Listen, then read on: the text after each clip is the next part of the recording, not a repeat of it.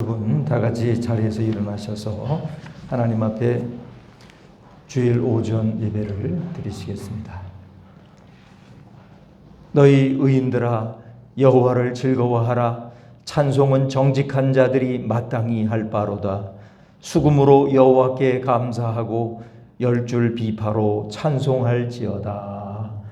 아멘.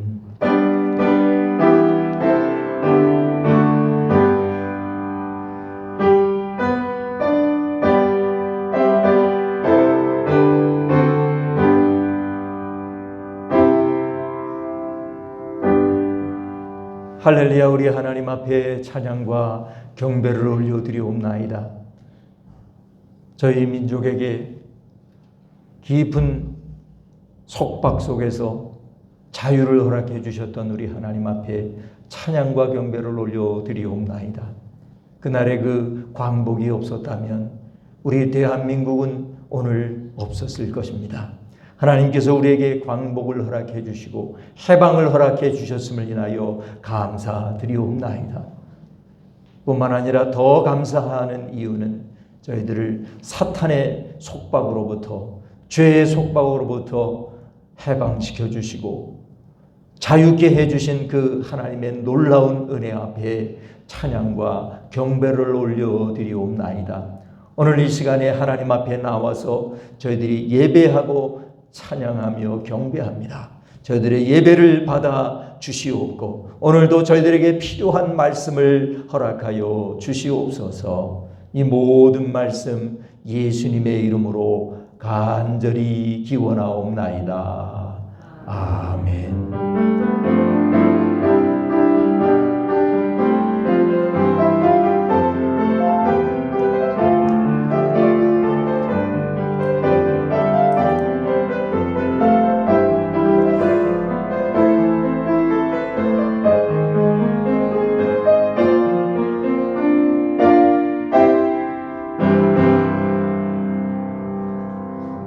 다 같이 찬송가 25장을 드리시겠습니다.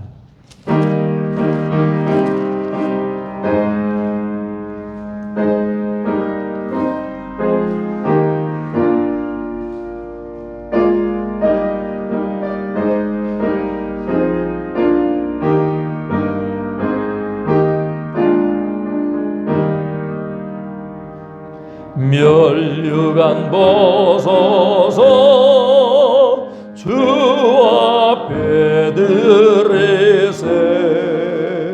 저 천사 기쁜 노래가 온 땅에 퍼지네. 내 혼아 깨어서 주 찬송하여라. 온 백성 죄를 속하신 만왕의 왕일세. 멸류관 벗어서 주 앞에 들으세. 그 손과 몸의 상처가 영광 중 빛나네. 하늘의 천사도 그 영광 보고서 고난의 신비 알고자 늘은 모하도다. 멸류관 벗어서 주 앞에 들으세. 온 세상 전쟁 그치고 참 평화 오겠네. 주 보좌 앞에서 온 백성 엎드려 그 한량없는 영광을 늘 찬송합니다.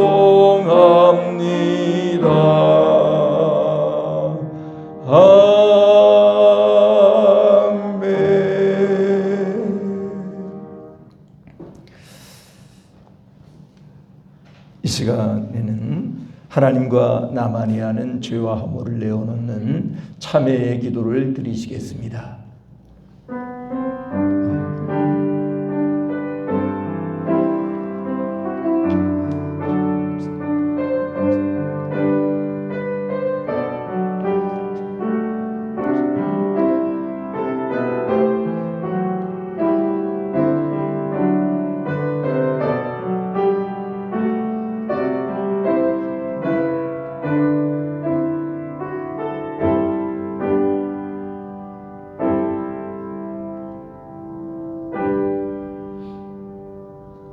누가 능히 하나님께서 택하신 자들을 고발하리요 의롭다 하신 이는 하나님이시니 그러므로 그리스도 예수 안에 있는 자에게는 결코 정죄함이 없느니라.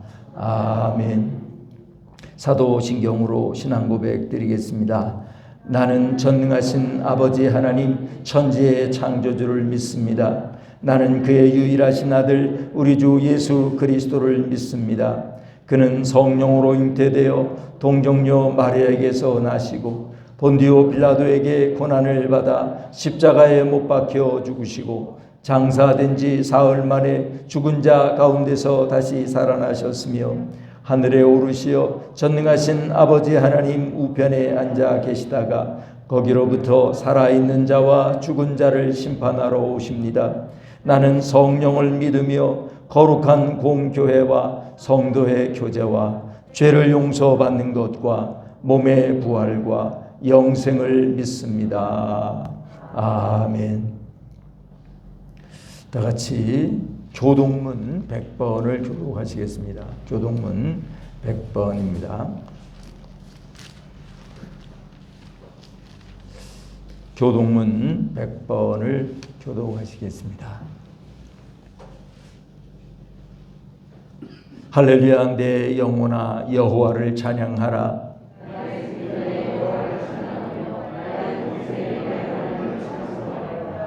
귀인들을 의지하지 말며 도울 힘이 없는 인생도 의지하지 말지니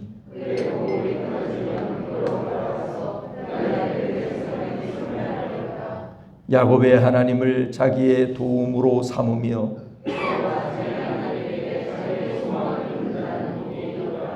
여호와는 천지와 바다와 그 중에 물 만물을 지으시며 영원히 진실함을 지키시며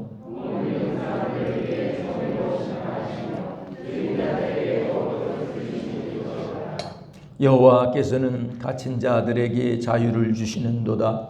여호와께서 맹인들의 눈을 여시며 여호와께서 비굴한 자들을 일으키시며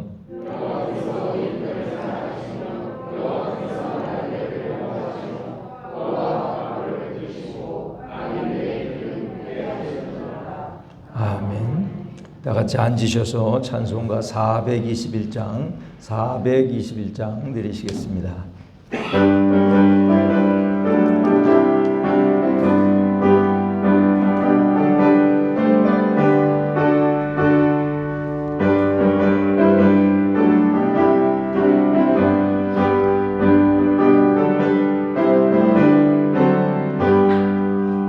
내가 예수 믿고서 죄 사함 받아 나의 모든 것 다 변했네. 지금 내가 가는 길 견굣길이요 주의 피로 내 죄가 씻겼네. 나의 모든 것 변화가 그 피로 구속 받았네. 하나님은 나의 구원 되시오니 내게 정죄함 없겠네. 주님 밝은 빛 되사 어둠에 치니 나의 모든 것 다 변했네. 지금 내가 주 앞에 온전케 됨은 주의 공로를 의지함일세. 나의 모든 것 변화가 그 피로 구속 받았네. 하나님은 나의 되시오니 내게 정죄함 없겠네. 내게 성령 임하고 그신 사랑 나의 맘에 가득 채우며 모든 공포 내게서 물리치시니 내 맘 항상 주 안에 있겠네. 나의 모든 것 변화가 그 피로 구속받았네. 하나님은 나의 구원 되시오니 내게 정죄함 없겠네.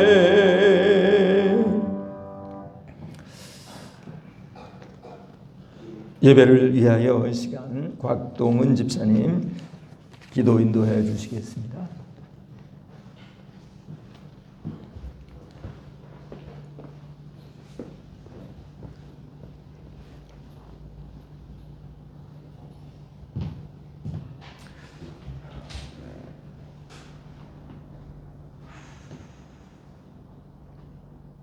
기도하시겠습니다.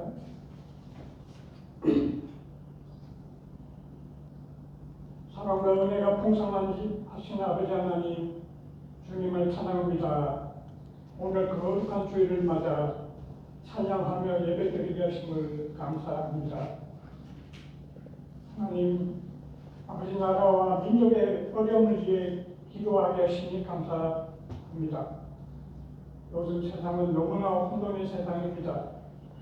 너무나 큰 홍수에 하나가 범람하여 많은 이재민이 발생하여 고난에 빠져 있습니다. 세계적으로 코로나19로 인하여 2,100만 명의 확진자와 77만 명의 이 아주 귀한 생명들이 죽음으로 내몰리고 있습니다.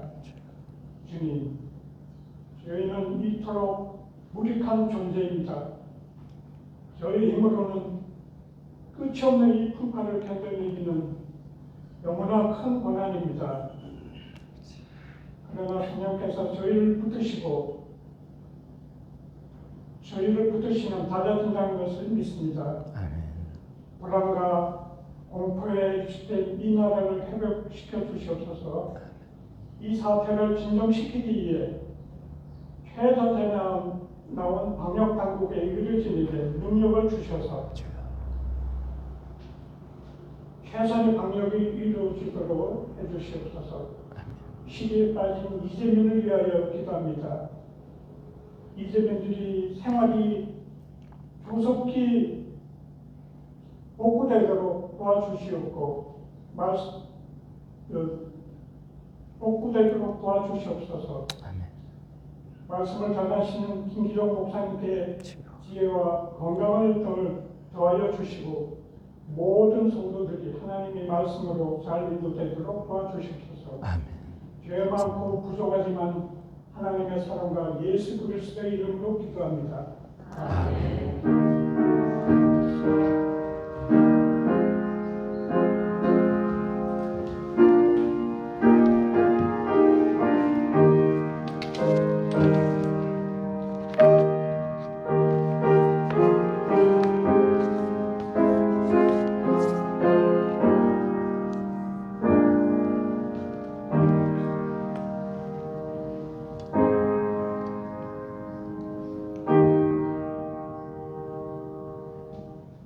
오늘 주시는 하나님의 말씀은 오바댜 1장 1절부터 9절까지의 말씀입니다.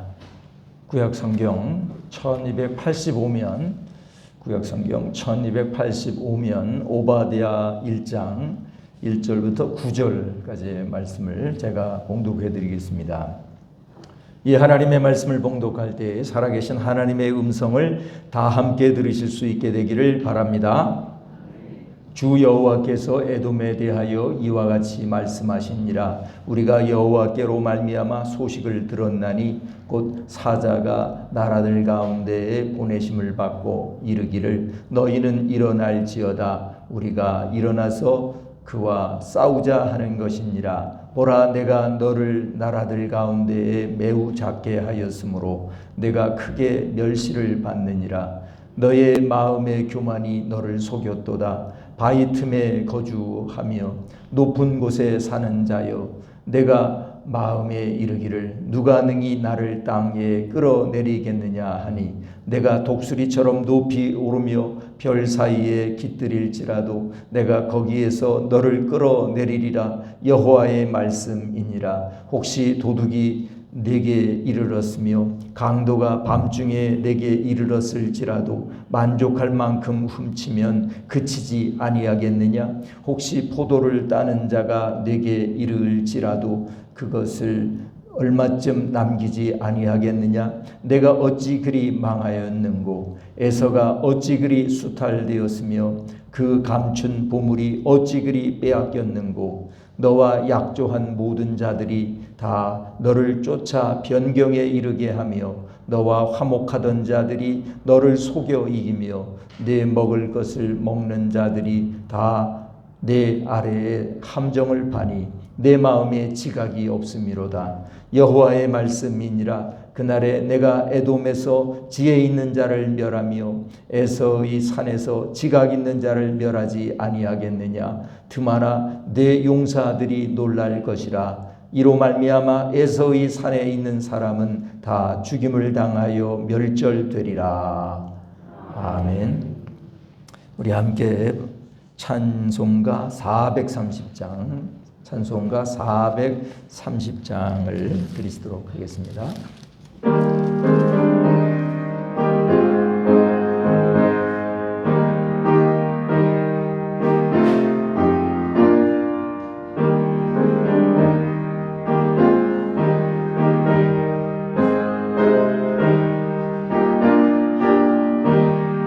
주와 같이 길 가는 것 즐거운 일 아닌가.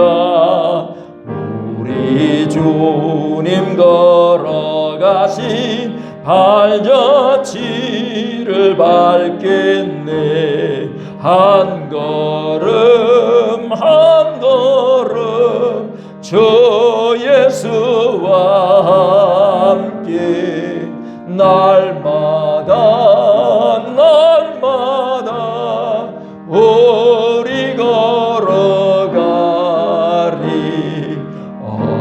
어린아이 같은 우리 미련하고 약하나 주의 손에 이끌리어 생명길로 가겠네.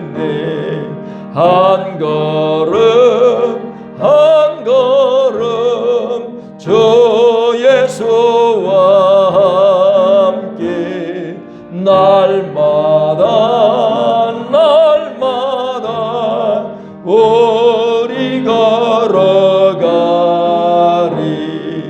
꽃이 피는 들판이나 험한 골짜기라도 주가 인도하는 대로 주와 같이 가겠네.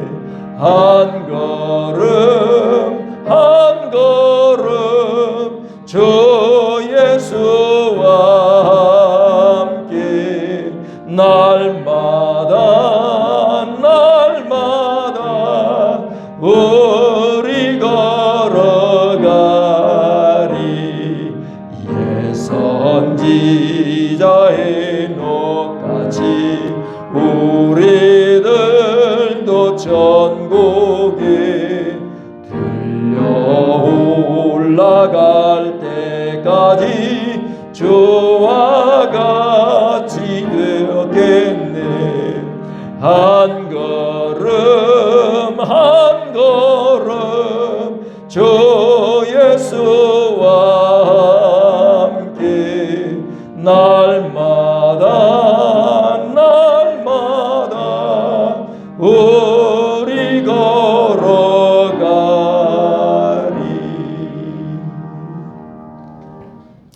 할렐루야. 분들과 눈을 마주치면서 우리 인사를 나누십시다. 오늘도 하나님은 우리를 사랑하십니다.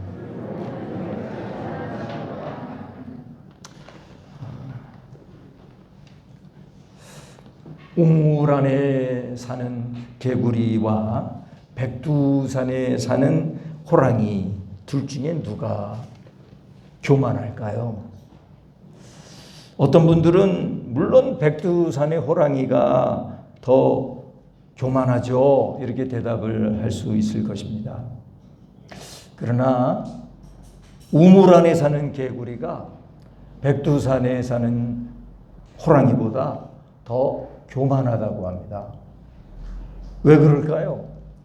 호랑이는 넓은 세상을 살면서 나름대로 위협을 느끼면서 살아갑니다.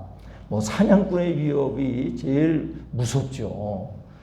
이런 생존 경쟁을 통해서 살아가기 때문에 무서움이라는 게 있어요. 그래서 나름의 겸손이 있단 말이죠. 백두산에 사는 호랑이는. 그러나 우물 안에 사는 개구리는요, 천하에 자기가 제일이고 자기 혼자라는 그런 확신을 가지고 살기 때문에 그 우물 안에서는 적어도 자기의 세계에서는 자기가 최고니까 그렇게 교만할 수가 없다는 거예요. 여러분, 우리가 그 교만이라는 개념을 절대적으로 평가할 수가 없습니다. 상대적으로 생각을 해 보아야 합니다. 사람들은 웅장하고 화려하고 부유하고 너무너무 많은 것들을 가지고 있는 사람이 더 교만할 거다 이렇게 생각합니다. 가난한 사람은 가진 게 없으니 자랑할 게 없으니 겸손할 것이라고 생각을 합니다. 아마도 대부분은 그렇지 않을까 생각이 됩니다. 화려하고 모든 걸 다 갖추고 부자하고 말이죠. 이런 사람들이 교만할 가능성이 더 크겠죠. 그러나 꼭 그렇지만은 않습니다. 그 반대일 경우도 적지 않습니다. 가난해 보이고 굉장히 살기가 척박해 보이고 정말 불쌍해 보이고 이런 사람들이 오히려 그 마음속에는 더 교만이 더 큰 경우들도 종종 있습니다.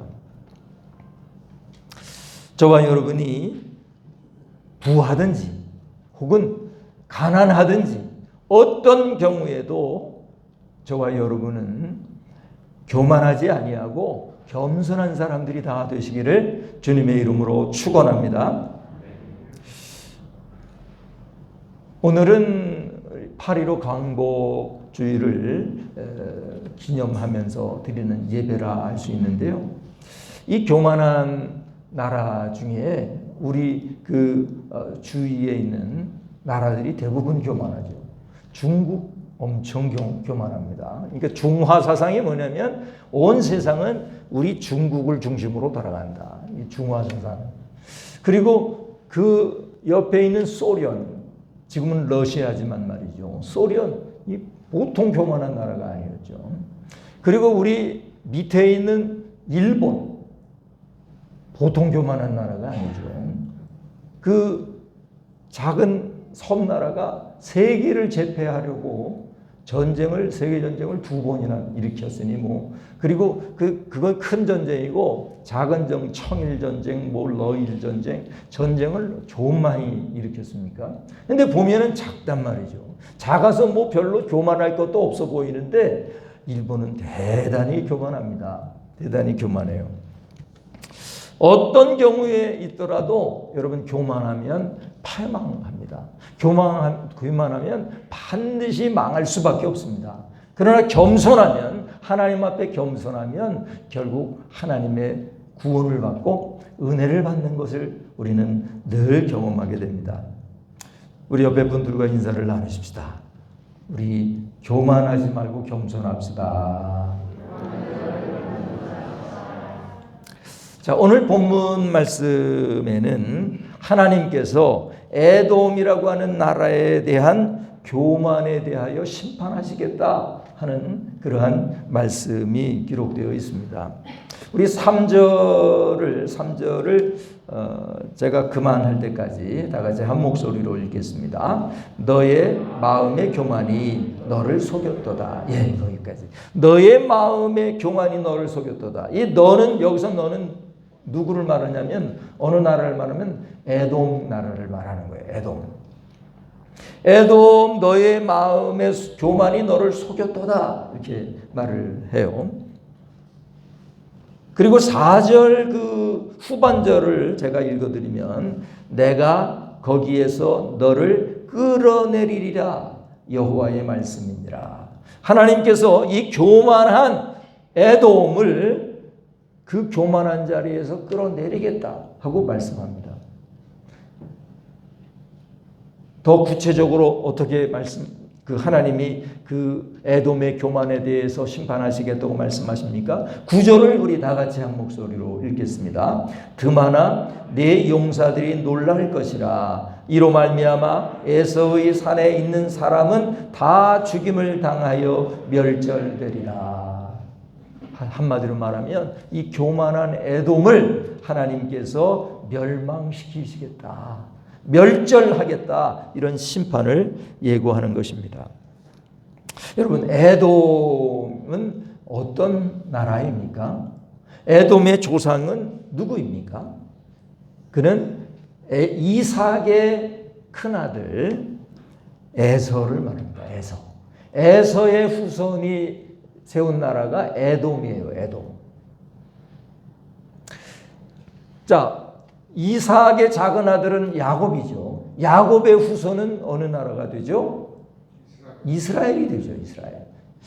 자, 이 야곱은 형을 팥죽한 그릇으로 유혹을 해가지고 장자권을 사서 아버지를 속이고 결국 장자권을 자기가 차지하는 사람이 되죠. 그러니까 이 에서가 야곱을 얼마나 미워했겠어요. 그러니까 에서와 야곱은요 굉장히 미워하는 관계였습니다. 물론 마지막에 가서 하나님께서 극적으로 화해시키기는 했지만 서로 좋지를 않아요. 왜? 늘 야곱만 생각하면 약올라요. 야곱만 생각하면 자기 장자권을 빼앗고 아버지의 그 많은 재산을 빼앗아간 그런 원수라고 생각하니까 하나님 때문에 참고는 있지만 사실 마음으로 봤을 때 야곱이 믿습니다. 그래서 그런지 역사적으로요, 전통적으로 이스라엘과 에돔이라고 하는 나라는 늘 적대 관계였습니다. 이스라엘은 이 요단강을 중심으로 하면은 요단강 이 서쪽이 이스라엘이고요. 에돔의 위치는 어디냐면은 그 요단강의 이 동쪽에는 암몬이라는 데가 있고요. 그리고 사해가 그 이스라엘의 그 남쪽에 있는데 사해의 동쪽에 모압이라는 나라가 있어요. 그 모압이라고 하는 나라, 그러니까 사해가 끝나는 남쪽 제일 남단서부터 그 밑에 모압이 거기까지고요. 그 밑에로부터 그 아카비만이라고 하는 그 만 있잖아요. 아카바만, 그 아카바만까지의 그 나라가 에돔이었어요. 에돔. 그러니까 에돔도 상당히 그 적지 않은 나라였습니다. 그런데요, 그 땅을 보면요, 사막이에요, 사막.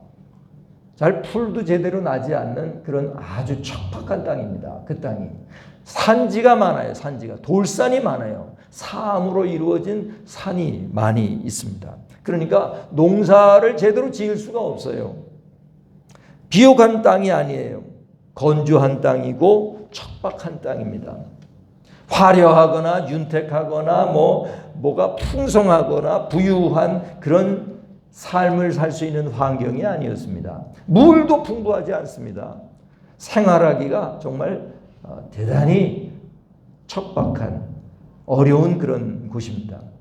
뭐 하나 교만할 것이 없어 보이는 곳입니다. 제가 작년 1월 달에 그 성지순례를 갔을 때 처음에 요르단을 갔었는데요. 요르단이라고 하는 나라가 지금의 그 암몬, 요압, 에돔을 이렇게 합한 나라입니다. 요르단이. 그래서 이제 그 요르단의 남쪽 지역인 과거의 에돔 지역을 갔는데 에돔 지역 중에서 페트라라는 곳을 갔었어요. 이 페트라라는 곳은 여러분 그 뭐 사진 같은 것도 많이 보셨을 텐데 TV에서도 이렇게 보면은 아주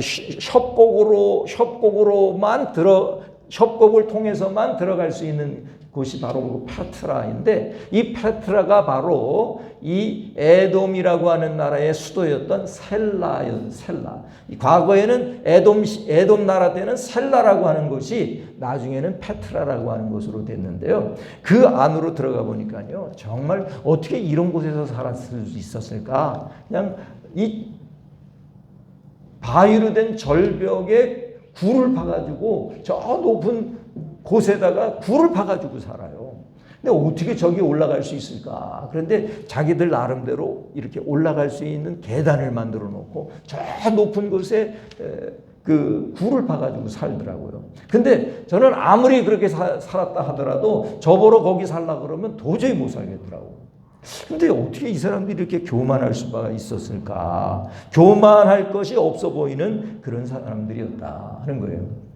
그런데 여러분, 하나님께서는 왜 교만할 것 없어 보이는 에돔을 교만하다고 하시는 것입니까?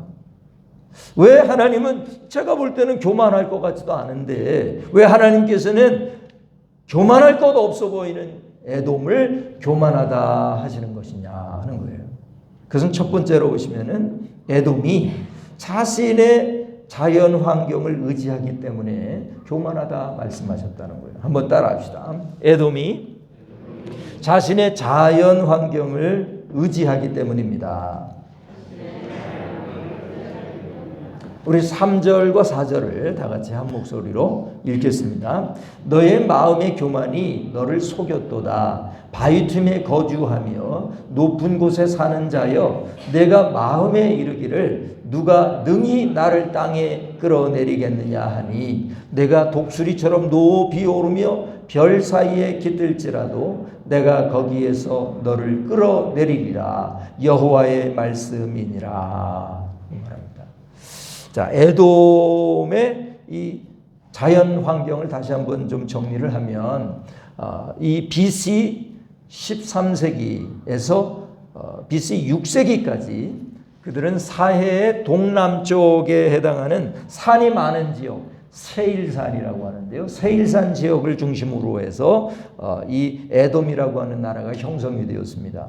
수도는 아까 말씀을 드린 대로 셀라라는 곳이고요. 나중에 이 그 BC 6세기에 BC 5세기에 나비티안이라고 하는 나비티안 족속이 이 에돔 족속을 그 지역에서 몰아내게 되었을 때 이 나비티안 족속이 새로운 나라를 건설하면서 자기의 나라 수도의 이름을 페트라라고 정한 거예요. 그러니까 여러분이 이 성지순례에 가서 페트라를 가면 그 페트라는 나비티안이라고 하는 족속이 세운 나라의 수도이고 그 전에 BC 13세기서부터 그 5세기경까지는 이 셀라라고 하는 이름을 가진 곳이에요. 그곳이 그 셀라라고 하는 곳이 수도였는데요. 이 셀라라고 하는 것은 페트라라고 하는 것은 해발 600m에서 750m가 되도록 높은 지역이에요. 산벼락으로 둘러 있는 아주 좁은 협곡을 통해서만이 그 안으로 들어갈 수가 있어요. 그러니까요, 이 셀라를 정복하려고 하면요, 아주 한 2m나 될래나요? 들어가는 입구가 한 2m 정도, 2m 내지 3m 정도밖에 안 되는 그 협곡 동굴 같은 곳으로 들어가야만 이 곳을 점령할 수가 있어요. 그러니까 여러분 얼마나 막기가 쉽겠습니까? 그 문만 틀어막고 그냥 위에서 공격을 해대면은 아무리 센 나라도 그곳을 점령할 수가 없을 만큼 아주 강력한 그런 요새와 같은 곳입니다. 그러나 나중에 어떻게 되느냐면요, BC 6세기에 바벨론의 느부갓네살 왕에 의해서 함락이 됩니다. 그리고 바벨론의 속국이 되어서 조공을 바치는 그런 신세가 되죠. 그래서 오늘 말씀하셨던 그 말씀이 BC 6세기 바벨론에 의해서 성취가 됩니다.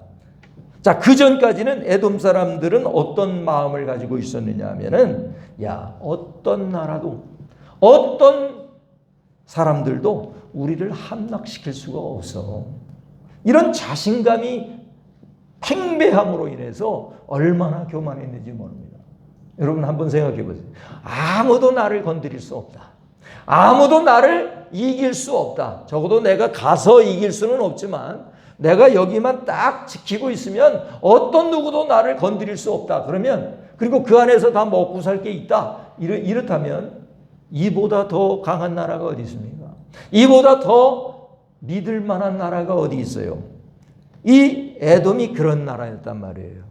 살기는 좀 불편해도 누가 와서 자기들을 건드릴 수가 없는 그런 마음 때문에 그들은 교만했습니다. 그들의 교만은 자신들의 그 안전의 근거가 자신들의 어떤 자연 환경이라고 믿고 있었습니다. 이것을 우리는 교만이라고 하는 거예요. 교만이 뭐냐? 나의 조건을 하나님보다 더 의지하면 그것을 교만이라고 하는 것입니다. 가만 보면 우리도 그런 관점으로 보면요, 교만할 때가 너무나 많아요. 하나님 때문에 우리가 안전한 것인데, 하나님 때문에 우리가 이 정도 먹고 살고 있는데, 하나님 때문에 우리가 이렇게 살고 있는데, 나의 노력 때문에, 내가 열심히 일했기 때문에 이렇게 먹고 살지, 이렇게 생각한다면 여러분 생각해 봐야 돼. 내가 혹시 교만하지 않는가 생각해야 돼요. 나의 어떤 조건, 내 IQ, 내가 원래 똑똑해서 똑똑하기 때문에 이렇게 살 수 있는 거야. 이렇게 생각한다면 내가 굉장히 실력이 좋은데 그 실력 때문에 내가 이렇게 사는 거야. 이렇게 생각한다면요, 그 사람은 교만한 거예요. 모든 실력 있는 사람이 교만한 건 아니에요. 실력이 있더라도 내 실력은 하나님 때문에 오는 거지. 하나님께서 내게 이런 실력을 주셔서 내가 이만큼 살 수 있는 거야. 이렇게 생각하는 사람은요, 겸손한 사람이에요. 겸손한 사람이에요. 그러나 내 외모 때문에 내가 이렇게 유명하게 살 수 있어, 이렇게 생각하면 그 사람은 교만한 사람이에요. 왜? 에돔과 같이 자기의 조건을 근거로 해서 내가 대단하다, 내가 안전하다, 이렇게 생각하기 때문이에요. 사랑하는 여러분, 오늘날 많은 사람들이 에돔처럼 살아가요. 하나님을 의지하지 아니고 하나님 때문에 내가 이 정도 산다고 생각하지 아니하고 내 무슨 조건 때문에, 아니면 내 배경 때문에, 내가 금수저를 물고 태어났기 때문에 내가 이렇게 잘 사는 거야, 이렇게 생각을 한단 말이에요. 그런 사람은 100% 하나님의 기준으로 봤을 때 교만한 사람이라는 거예요. 교만한 사람. 우리가 가지고 있는 어떤 조건이나 환경이 좋을 때 우리는 교만의 유혹에 빠질 수가 있습니다. 모든 게 다 잘 되고 형통할 때, 그때 우리가 교만하기가 쉬워요. 그러나 겸손은 뭐냐면 우리의 안전의 근거가 나에게 있는 것이 아니라 하나님 아버지의 보호하심 때문이다, 이렇게 분명히 믿는다면 그 사람은 결코 교만해질 수 없어요. 그 사람은 겸손해질 수 있다고요.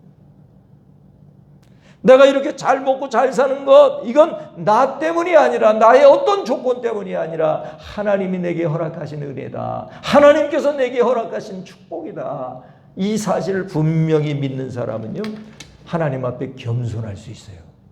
겸손한 거예요. 그러나 에돔은 불행하게도 자기들의 그 난공불락과 같은 그러한 요새를 믿고 교만을 떨었어요.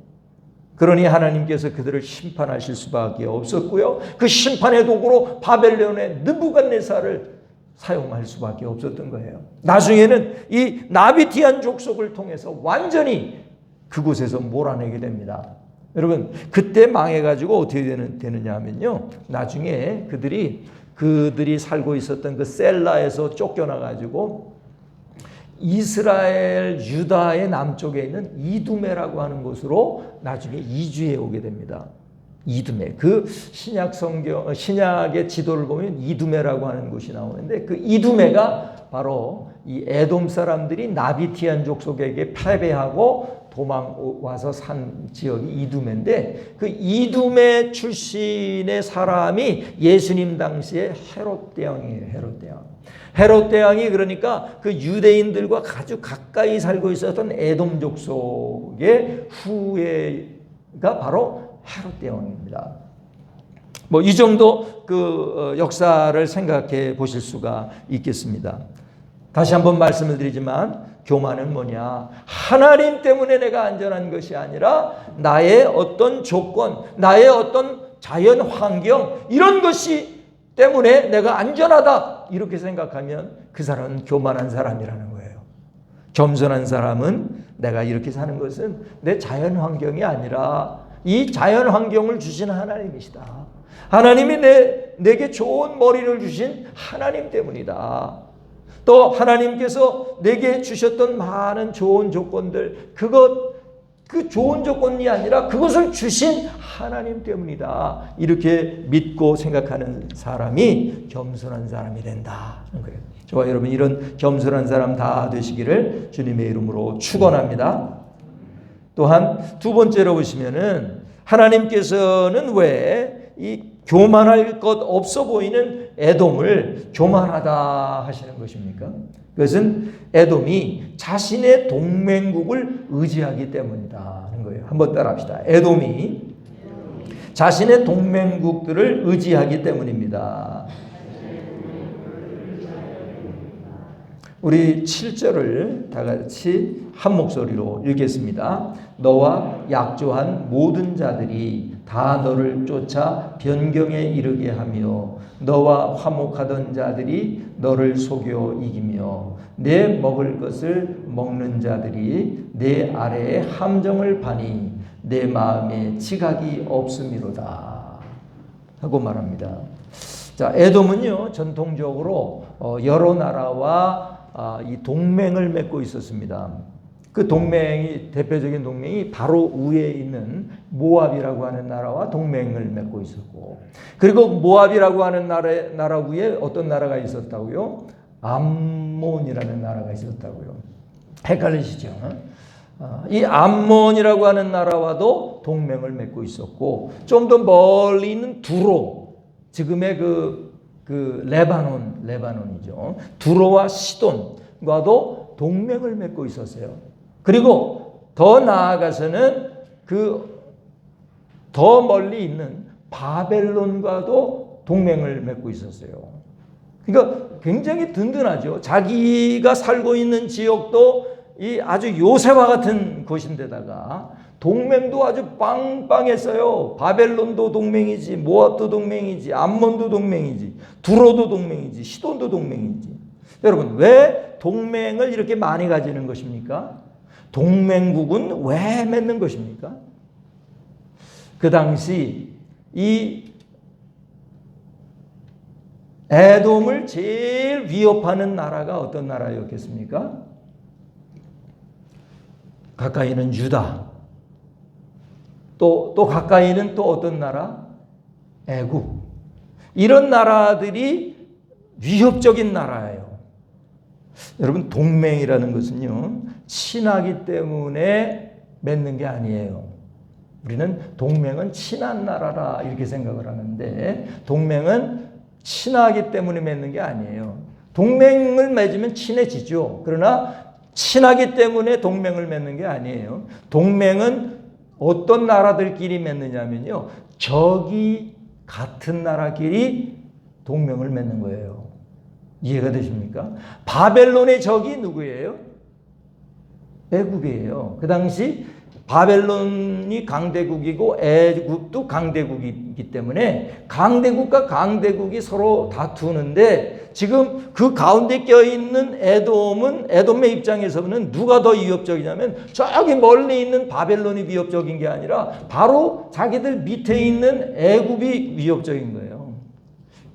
여러분, 누가 우리의 가장 큰 적인가를 알려면요, 우리 옆에 있는 힘센 나라가 적입니다. 그게 잠재적인 그 적이 됩니다.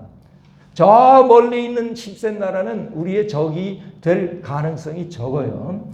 자, 이렇게 됐을 때 우리에게 있어서 제일 가까운 위협적인 나라는 어떤 나라입니까? 북한이죠. 그리고 우리에게 있어서 위협적인 가까운 나라는 어떤 나라입니까? 중국이죠. 중국. 어떤 사람은 약간 이상한 사람들은 일본 그러는데 일본은 우리의 적이 아니에요. 우리의 적이 아니에요. 왜냐하면 일본은 민주주의 국가이기 때문에 일단은 우리를 침략할 의사가 그렇게 많지가 않아요. 자, 그러나 호전적이고 그리고 어떤 힘으로 우리를 지배할 수 있는 가능성이 있는 나라는 북한과 중국이에요. 자, 우리의 적은 북한입니다. 요즘은 그 주적 개념이 없어져가지고 정말 군대가 헷갈리고 있는데 주적은 북한과 중국입니다, 지금. 자, 그렇게 됐을 때 그 적을 공유하는 나라가 어떤 나라냐면 미국이에요, 미국. 그래서 우리가 미국과 동맹을 맺는 거지 미국과 원래 친해서 동맹을 맺는 게 아니에요. 동맹은 친한 나라끼리 맺는 게 아니라 적을 공유하는 나라끼리 맺는 게 이게 동맹입니다. 그래서 우리 한미 동맹을 맺은 거고 이 한미 동맹이 지난 약 70년간 우리나라를 지킨 것입니다. 그래서 이 동맹이라고 하는 군사 동맹이라는 것은 굉장히 중요한 것이에요. 그런데 여러분 이런 말이 있죠. 전쟁을 원하십니까? 평화를 원하십니까? 전쟁이냐 평화냐 둘 중에 하나를 정해라 이렇게 말하면 여기에 있는 분들 저는 확신합니다. 100%가 전쟁을 원한다고 할까요? 평화를 원한다고 할까요? 평화를 원한다. 저도 전쟁입니까? 평화입니까? 물어보면 저도 평화를 원합니다. 이렇게 대답한다고요. 그러면서 하는 말이 뭐냐면 아무리 나쁜 평화라도 전쟁보다는 낫습니다. 이런 이야기를 합니다. 이 사실 요 말을 이완용이가 한 거예요. 이완용이 했던 말이에요. 아무리 나쁜 평화라도 전쟁보다 낫다. 요 말을 써먹어가지고 전쟁이냐 평화냐 아무리 나쁜 평화라도 전쟁보다 낫다 이런 말을 하는데 근데 이거는 굉장히 교묘한 속임수가 있는 질문입니다. 왜냐하면 전쟁과 평화라고 하는 단어는 서로 비교할 수 있는 그런 같은 차원의 단어가 아닙니다. 서로 다른 차원의 말이에요.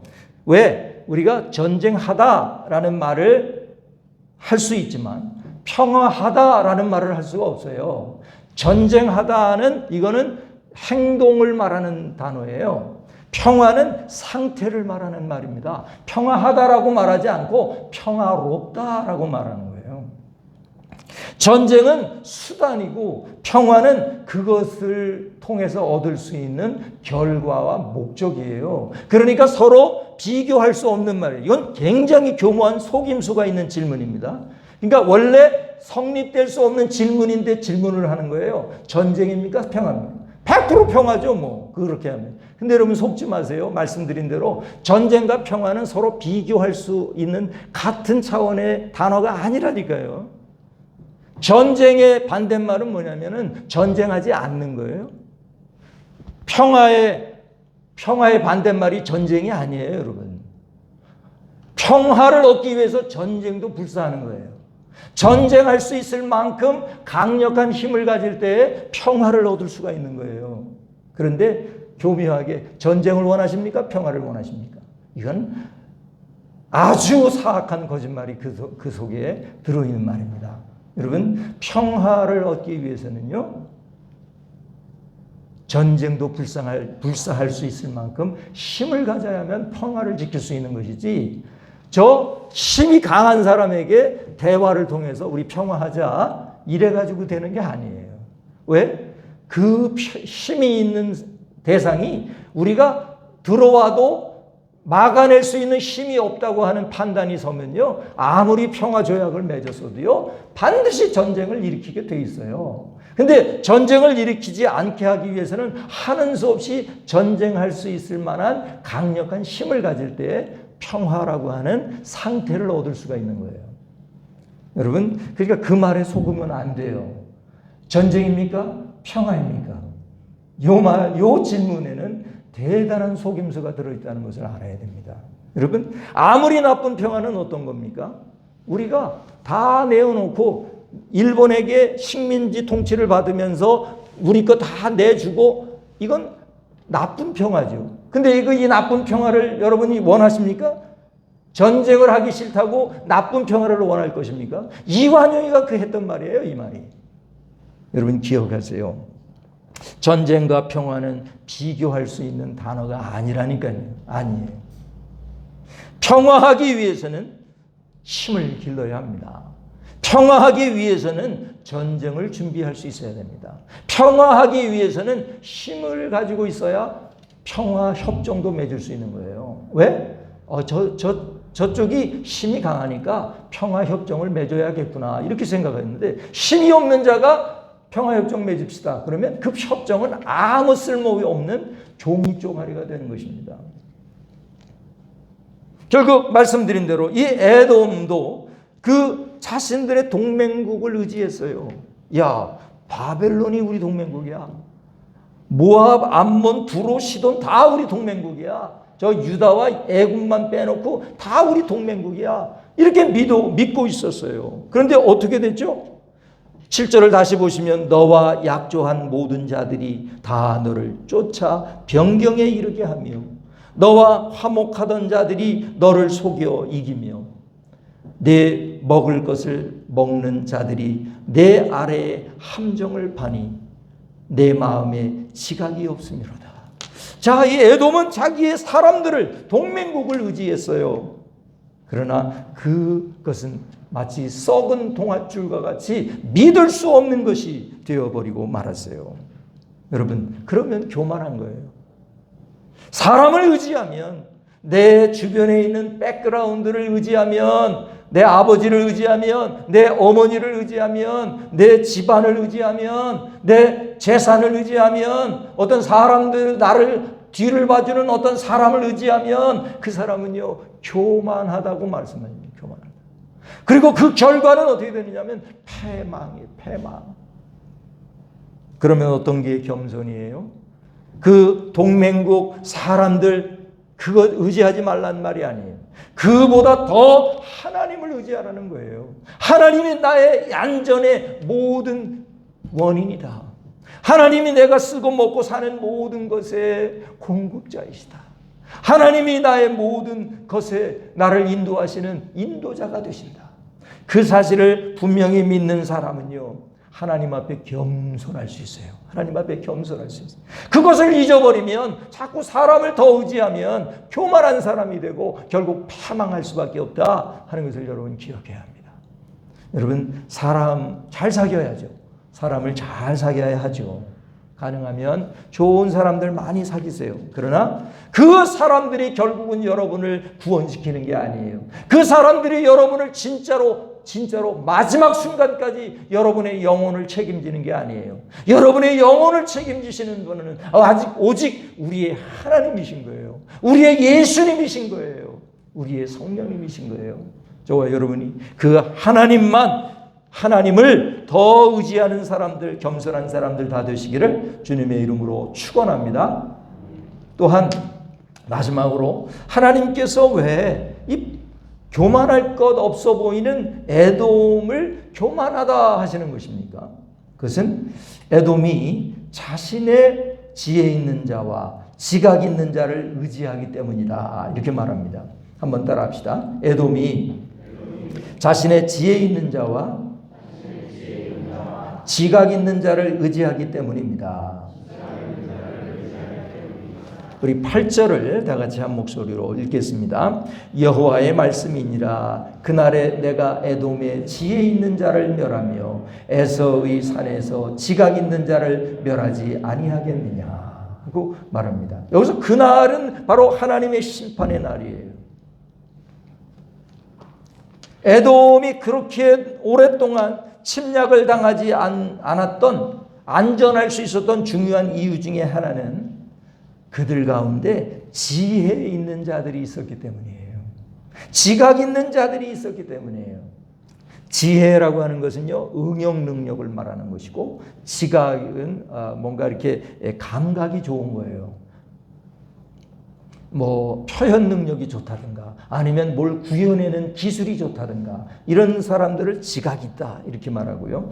그 모든 것들을 사용할 수 있는 능력을 가지고 있는 사람을 지혜 있는 사람이라고 그렇게 말합니다.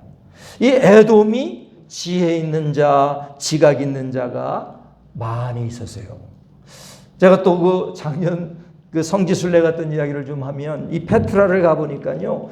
처음에는 어떤 느낌이냐면 야 이런 곳에 어떻게 살았을까? 어떻게 이런 곳에 사람이 살 수 있었을까? 정말 살기 힘든 곳이다. 그냥 절벽 위에 굴을 파가지고 살았어요. 암석이 말이죠. 사암이거든요. 모래로 만들어진 암석이기 때문에요. 조금 도구를 사용하면요. 다 파지는 그런 암석이에요. 그래서 그렇게 파가지고 들어가가지고 사람들이 사는데요. 그냥 이 1층은 모르지만요. 2층, 3층 막 높은 곳에도 그것을 굴을 파가지고 사람들이 살아요. 아우 저는 여기 와서 그냥 공짜로 살라고 그래도 못 살겠어요. 거기서는. 처음에는 그렇게 생각했거든요. 그런데 조금 있다 보니까요. 이야, 이 사람들 정말 깜짝 놀랄 만한 지혜가 있구나 이런 생각을 했어요. 왜냐면요. 그 안에 있을 게 다 있어요.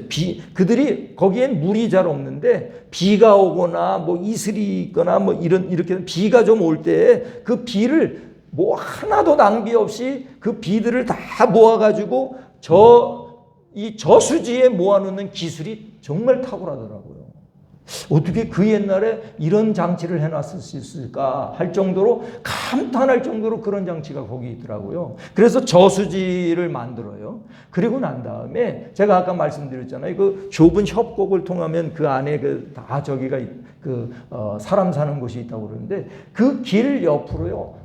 물이 수로를 넣어가지고 그 저수지에서 조금씩 물을 공급해요. 그러니까 오늘날의 상수도 있잖아요. 상수도 시설이 거기 그때에 되어 있더라고요. 그 길 옆에 그게 쭉 들어가고요. 그래서 집집마다 내려와가지고 그 물을 받아서 가서 먹고 사는 거예요. 그것만이 아니라 그 안에 그렇게 정말 척박한 삶 속에서도요, 할 걸 다 하더라고요, 보니까. 뭐, 극장도 있어요, 극장도 만들어 놓고 살고요. 그래서, 이 사람들이 이 말씀이 그렇구나 하는 걸 이해했어요. 이들이 그동안 그렇게 아주 척박한 환경에서도 그렇게 살 수 있었던 이유는 뭐냐면, 이 지혜 있는 자들이 있었구나. 이 지각이 있는 자들이 있었구나 하는 생각을 했어요. 그들은요, 우리에게는 지혜 있는 사람들이 있어. 우리에게는 이 지각 있는 사람들이 있어. 이들은 그 사람들을 의지합니다. 자기에 있는 그 지혜로운 사람들, 지각 있는 사람들을 의지함으로 말미암아서 하나님이 보실 때 교만한 사람들이라 하는 말을 들을 수밖에 없었단 말이에요. 여러분, 사람들을 인정하는 거 왜 나빠요? 좋죠.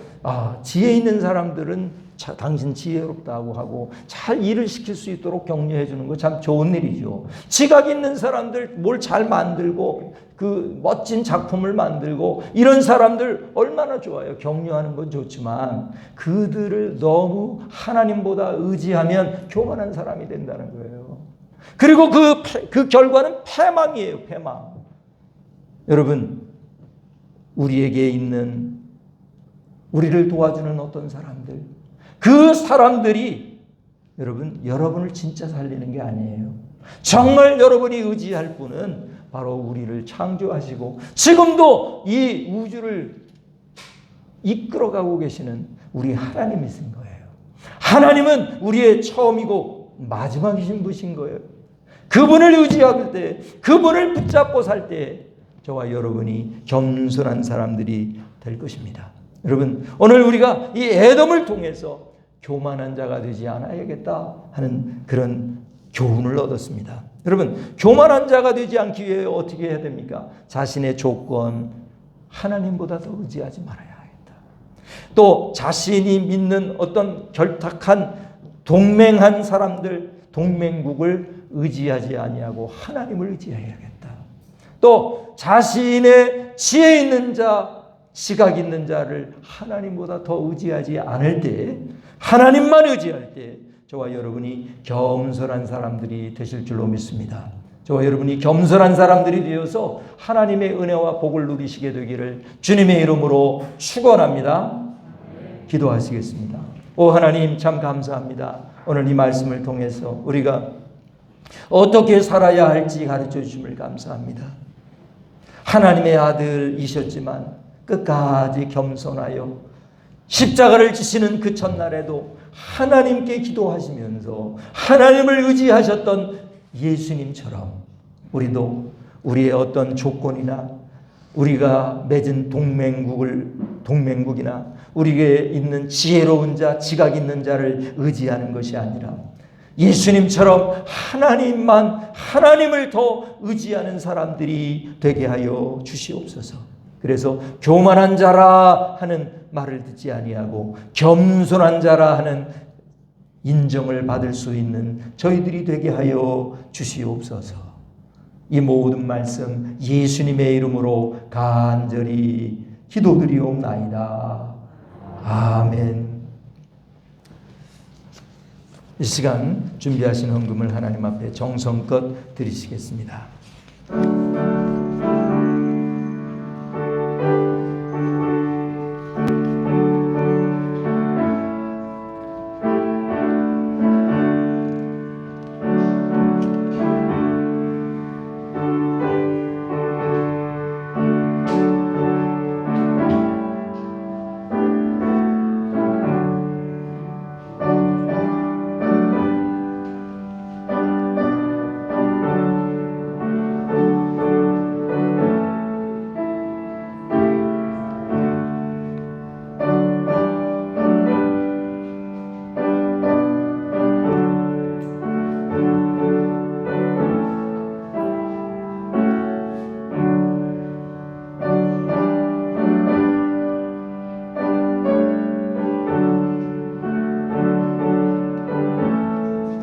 다 같이 자리에서 일어나시겠습니다.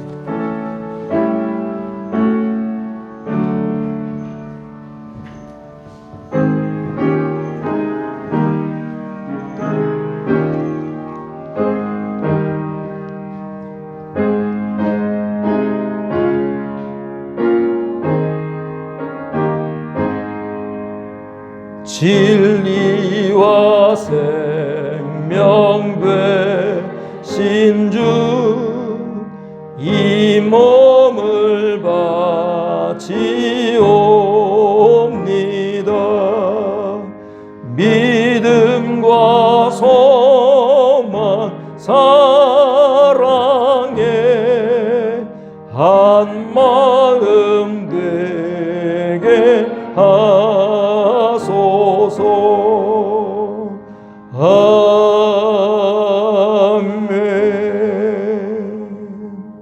사랑과 은혜가 풍성하신 우리 아버지 하나님, 우리에게 구원의 은혜를 주실 뿐만 아니라 하나님을 의지하며 살 수 있는 겸손의 은혜를 허락해 주심을 감사드리옵나이다.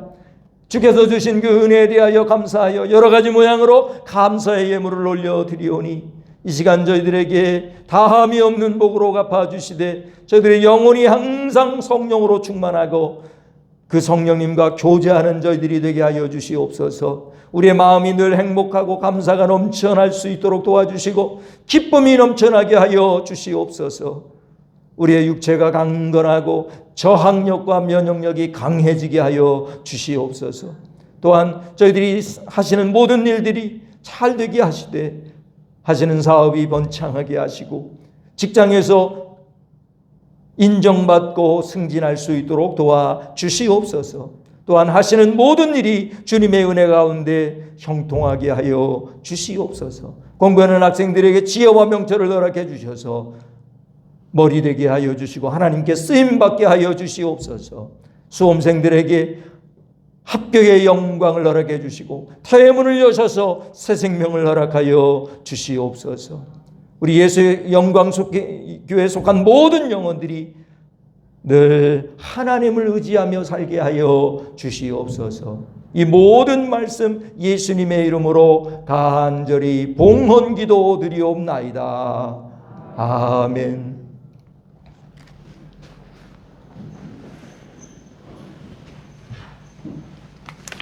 시간 교회 소식을 드리도록 하겠습니다. 저에게 나오시는 여러분을 주님의 이름으로 축복합니다.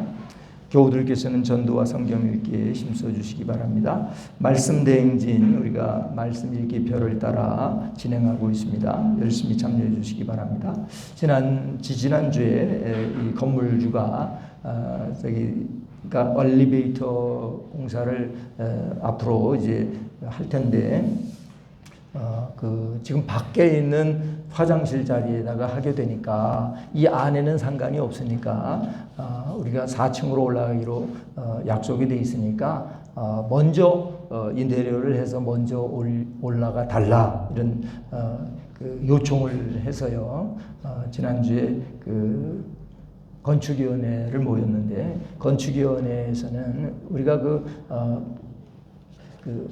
엘리베이터를 완공한 후에 인테리어를 하고 올라가기로 계약서에 이미 했으니까 계약서대로 하자 그렇게 말하자. 그리고 또 우리 이제 엘리베이터가 없는 채로 우리가 올라가게 되면 4층까지 걸어서 올라가야 되는 부담이 생긴다. 여러 가지 이유를 얘기해서요. 그래서 지난주에 주간에 전화를 하고 그 주인에게 얘기를 해서 그 양해가 됐습니다. 그래서 자기가 그 엘리베이터를 다 완공한 후에 바로 우리가 인테리어를 하고 그리고 이제 옮겨주는 것으로 이렇게 했습니다. 그러니까 저희들에게는 가장 좋은 그 결과가 된 것 같습니다. 그러니까 엘리베이터가 되고 난 다음에는 인테리어도 아주 쉬워집니다. 모든 자재를 들고 올라오지 않아도 되고 그래서 여러 가지가 좋고 다 되고 난 후에도 우리 교우들께서 걸어 올라오지 아니하시고 엘리베이터를 사용할 수 있게 되니까 좋습니다. 그래서 그럼 언제쯤 공사를 시작하느냐? 그러니까 진행 중이기 때문에 아직 정확히 모르겠다 그렇게 얘기를 하더라고요. 그래서 되는 대로 이제 알려드리도록 하겠습니다. 그래서 특별히 건축위원회를 다시 모일 필요는 없겠습니다. 포괄적 차별금지법이 국회에서 부결될 수 있도록 기도해 주시기 바랍니다. 그리고 저는 이번 월요일부터 토요일까지 휴가를 갖도록 하겠습니다. 그런데 이제 문제는 새벽 기도회와 수요 기도회가 되는데요. 새벽 기도회는 월요일부터 목요일까지 우리 김진호 전사님께서 담당하시는데 설교는 하지 않고 우리가 성경 읽기표에 따라서 한 장을 함께 교독하고 읽고 기도 제목 나누고 그다음에 기도하고 마치는 것으로 하겠습니다. 그리고 수요 기도회는 우리 김진호 전사님이 그때는 설교를 준비해서 하도록 하겠습니다. 더 자세한 것은 또 따로 관계되는 분들과 이야기를 나누도록 하겠습니다. 자, 이상입니다. 이제 다 같이 자리에서 일어나셔서 635장을 들으시겠습니다.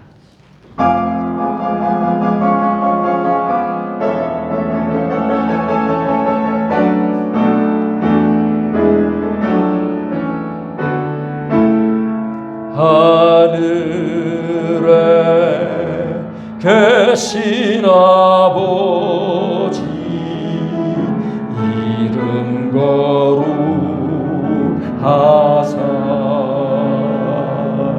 주님 나라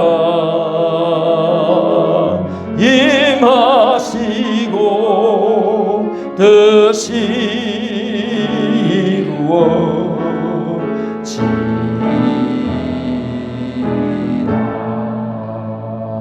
일용할 양식 주시고 우리들의 큰 죄 다 용서하옵시고 또 시험에 들게 마시고 악에서 구원하소서. 대개 주의 나라 주의 권세 주의 영광 영원히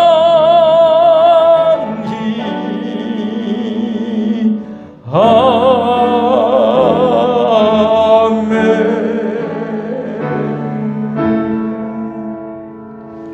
지금은 우리의 구원자가 되시는 예수 그리스도의 은혜와 하나님 아버지의 그 극진한